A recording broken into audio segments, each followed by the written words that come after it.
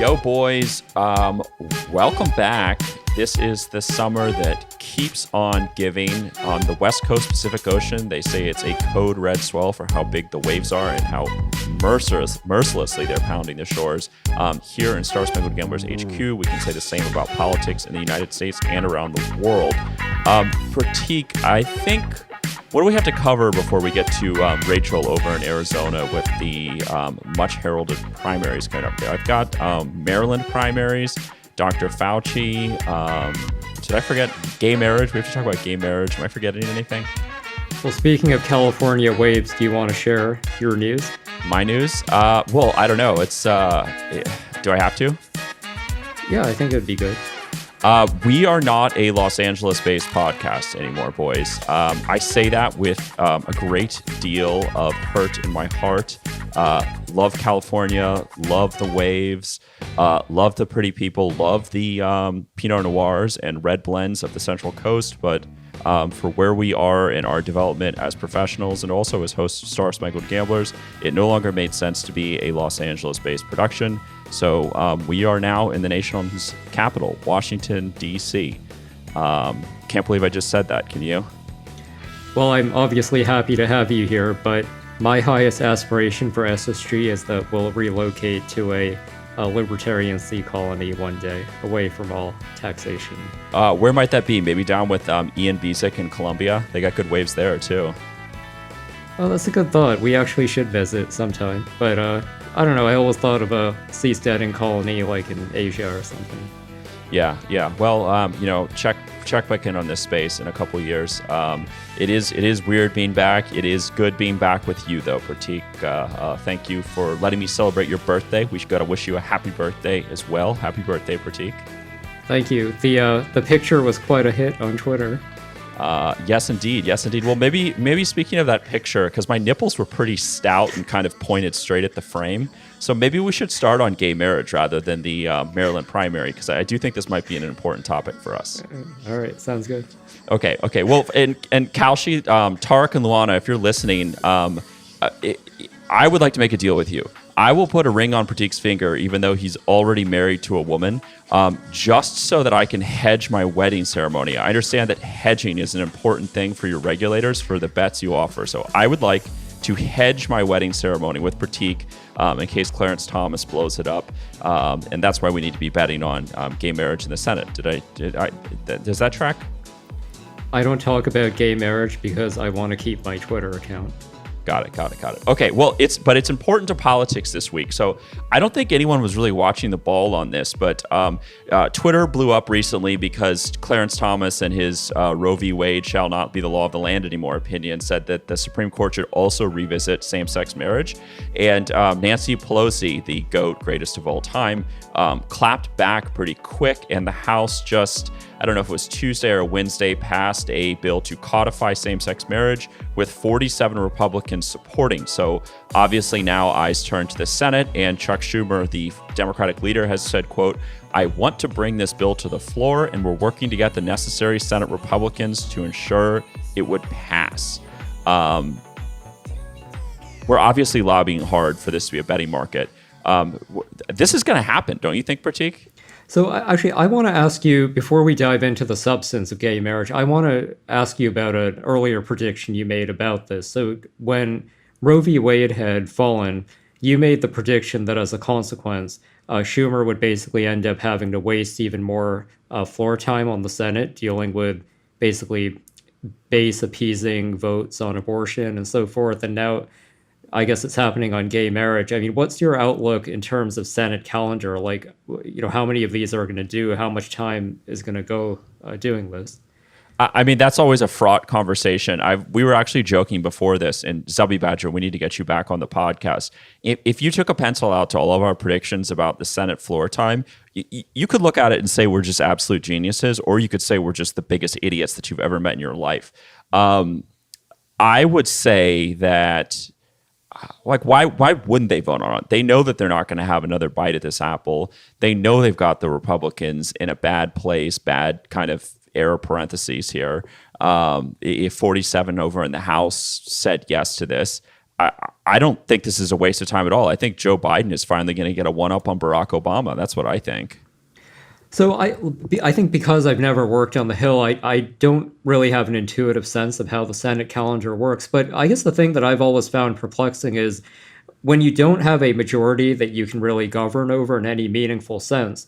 I mean, certainly one thing you can do is what they're doing now, which is basically have the symbolic stuff. But why is it that Schumer just doesn't ram a bunch of judges through, or do things like on the appointment side, just kind of small but very practical things? Like what goes into the choice of how to manage the Senate calendar? Well, I mean, one reason is that Schumer's been an absolutely abysmal Senate Majority Leader, but maybe he's starting to figure it out. I mean, Chuck Schumer's strength is talking to the press and raising money. That's different from, being Mitch McConnell or Nancy Pelosi and just absolutely devastating your opponents who dared to defy you. Those are different skill sets. But, every time you hear about a Senate filibuster, there's different rules or, procedural things. Like lots of things can be happening in the background from a procedural perspective while the Senate itself is considering something, in time as you and I understand it and not like executive calendar time. So that's a pretty fraught question for you to hit me with while I'm like sobbing into my fucking glass of Pinot Noir here about not being a Californian anymore. I don't know if that satisfied anything you wanted to hear. Yeah, no, I mean, it's interesting. Like, I think that especially for degens, I mean, my thought here, maybe you'll tell me you have a different view, is I realize when you're a senator or when you're addicted to a 24/7 news cycle, like these things can feel like they really matter. But even if the Democrats end up succeeding in driving a wedge in the Republican Party or whatever, I mean, my view is that none of this stuff that's happening in July really will matter in the midterms. But I think it does matter how many judges you get on the federal bench or how many assistant secretaries you get confirmed. So that's like that. That's like a very righty way of thinking, at least on the judges. Like Republicans, when they have power, their goal more than anything is just to keep liberals from wielding power in the future. Like what actual policy goals do Republicans have? Cut taxes, regulate less, I guess don't abort babies. That one's gone. Whereas like when Democrats get power, like they want to use it. They want to fucking like make withdrawals from that bank account and like buy federal programs, buy welfare, like buy health, like they're trying to do shit. Republicans are just trying to keep Democrats from doing shit. So it's like very different, I mean, look, I think judicial nominees do have a special, like, more so of a role on the right. But that said, I mean, you made a lot of money early on betting that the Biden administration would be very slow getting out of the gate, even with senior administration appointments. I haven't kept track in detail, but I can't imagine, given how slow of a start they got off to, that they've filled assistant secretary level positions and so forth. No, but that's also like a function of the White House, like the modern White House. You know this better than I do. They run policy out of the fucking Oval Office. Like it's not the good old days where like power is diffused to the agencies and the president just kind of smiles and nods at whatever the secretary of like bumblefuck and horse trading wants to do. I think a lot of those roles are sort of not as important as they used to be. Yeah, look, I mean, we'll talk about the substance of the issue, but I guess what I'm ultimately getting at here is from a betting perspective. I mean, the Republicans are certainly in disarray. They don't have an agenda, but at the end of the day, that may not matter when you're a minority power. And nothing the Democrats have done and are doing right now makes me think that they have a plan really going into the midterms. So, but anyway, we can. All right. Yeah. So Thomas Jefferson, please go back to the 18th century. I'm talking to you, Pratik. We're talking about why we think gay marriage is important to talk about and important to what we think. Like one of these betting exchanges is going to offer a line on this. And at the end of the day, like I feel like Democrats have not been rowing together, but one thing that they seem to mostly agree on is that the world is ending. Like the fact that there are people who disagree with them on any subject matter means that like Nazis are on the move. I don't know. It's psychotic. But the point is that this is a place where they can actually leave a policy footprint by codifying gay marriage. And I think with this like widespread hysteria that America is just like ending and we're tilting towards a whatever that weird shit that like AOC says, like this is their chance to do something. Like they can fucking make gay marriage the law of the land, marriage equality, forever. So I don't know why Chuck Schumer wouldn't put this on the floor as quick as he can. He's gonna be able to get the votes, I think. Well, I mean, I haven't followed it too closely, but it seems like Republican senators, it is succeeding in the sense that it's really driving a wedge between the Republicans. I mean, it's pretty notable that uh, Republican leadership in Congress is basically saying, go out there and vote your conscience. I mean, it wasn't that long ago that Right. George W. Bush eked out his reelection, I would argue, in large part by rallying against gay marriage.